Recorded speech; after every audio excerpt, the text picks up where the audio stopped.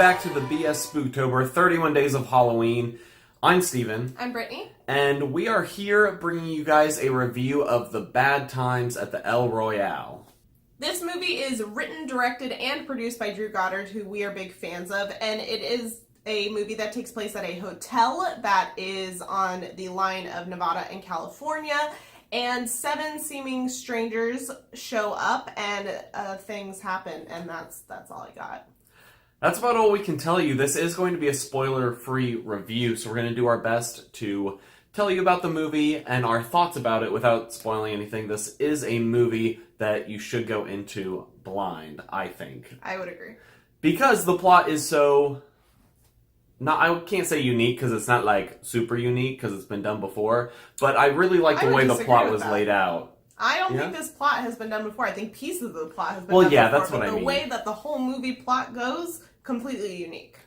Well, that is fair. There are some elements there that have been taken from other things, but I really liked the way that this plot was laid out. It does a good job of playing with its avenues of storytelling between giving you all the information and not giving you some of the information and leaving you guessing. I felt like they held that balance really well. I have seen some people critiquing this movie and saying that it's narratively a mess, and I honestly don't understand that perspective. I think this is actually a very contained story. It goes in a lot of different unexpected directions, but they're very intentional directions, and they still stay very tight within the narrative, in my opinion. I think a lot of times when you have like this, like a bunch of strangers all run into each other and all their lives collide stories, I feel like it's easy for some of the characters to get kind of lost in the shuffle, and I did feel like this plot did a really good job of giving each character their time to shine, and I think it's carried through by the characters and the relationships that form between them. I will also say that this movie feels very reminiscent of early Tarantino, and I really liked that. I have my own issues with Tarantino. I like some of his stuff. I don't like other aspects of it, but I think that this is everything I ever wanted in Tarantino, and that like didn't quite fit my personal brand of things I like, and this just took it to the next level of everything I enjoy about Tarantino and adding more things to it.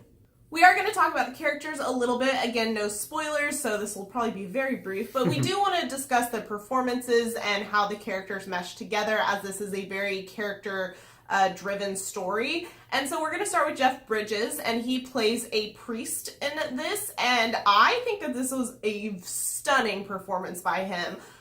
Something Steven mentioned is that Jeff Bridges is a little hit or miss, and I would agree. I think sometimes he chooses poor movies, and sometimes he kind of phones it in. Like, there's the joke that Jeff Bridges has just been doing things with a Western accent for the past, 10 years, and it kind of is that way, and not all those movies end up good.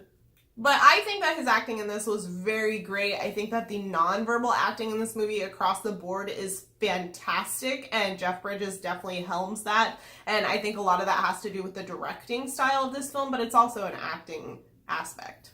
I would definitely say that I noticed a lot in the Jeff Bridges scene more than some of the others. It seems like the director lets the actors kind of play in the scene a little bit and lets them go, because some of those takes are pretty long throughout this film. So there are periods where you get to see just Jeff Bridges emote and sit with things or talk or things like that, and you kind of get a nice close-up on that actor and what they can do. And we also have Cynthia Erivo, who she plays a singer in this film, and she does a really good job. I have not seen anything with her in it, and I think she was probably the breakout performance for me in this film. I 100% agree. We immediately looked up all the things she's been in as we left the theater, because I was like, wow, she's amazing. Yeah, I think she holds her own in a lot of the scenes with actors who've been doing this for forever, like Jeff Bridges, and in fact she owns some of those scenes, and I think she does such a good nuanced job of acting, which I do think across the board all the actors do a pretty good nuanced, very subtle acting job in this, but there's a lot of scenes where you can just see it move across her face, and that's such a cool thing to watch in a movie. We also have Dakota Johnson in this, and based on the trailers, you have no idea what her character is, so I'm not going to tell you. I really have not seen that much with Dakota Johnson. In fact, I don't think I've seen an entire movie with her in it at this point. Really? I don't think so. I don't know. I don't know if I have either. Yeah. I don't know. So I've only seen glimpses of her acting, and of course, like 50 Shades of Grey is what everybody harps on. But girl's got some acting chops, and now I'm like much more interested in things like Suspiria and stuff like that, because I actually really enjoyed her performance in this. Again, the like nonverbal acting was fantastic. There's a lot of long, slow moments in this movie where you just like focus on a character for a slightly extended period of time, and you just watch them process, and it's just fantastic. And I think she did a really great job with her character. You could really feel the emotions she was feeling without her speaking them. We also have John Hamm in this movie, who I think he does a good job. I don't want to spoil anything, this is tough. I like what he did with this role, and I appreciate that. I feel like he takes some roles that are a little more out there for him, and this was an enjoyable one to see him in. We also have Chris Hemsworth, which again, based on the trailers, you have no idea who his character is, and I think that Chris Hemsworth's acting skills is wholly underrated, and I don't understand why. I feel like people put him in a box because he's extremely good looking, and they just like let him be that. And I think he actually has a very wide range of acting skills, and it's really entertaining to watch him take on different roles. And of course, he's worked with Drew Goddard before. They worked in Cabin in the Woods together, and his characters are very, very different between these two movies. But I think that they work together very well on projects, and I'm interested to see if they work together more in the future. But overall, we both really enjoyed this movie. It was a really fun experience, both as just a movie enjoyer and like a movie critic, as we try to like review these and view them critically. It was just a very cool movie to enjoy, and we had a lot of fun. This is one of those movies that reminds me of why I love movies, and it's just phenomenal. I don't think it's going to be a movie that's for everyone, unfortunately, especially based on reviews we're already seeing come out, which I don't understand, but I understand that different people have different tastes.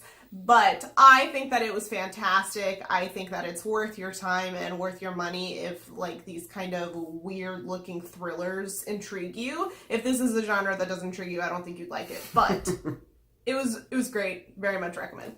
And that wraps up our review of Bad Times at the El Royale. Please let us know your thoughts down below if you've already seen it. And if you haven't seen it, did our review change your mind? Do you want to go see it now more? I hope the answer is yes.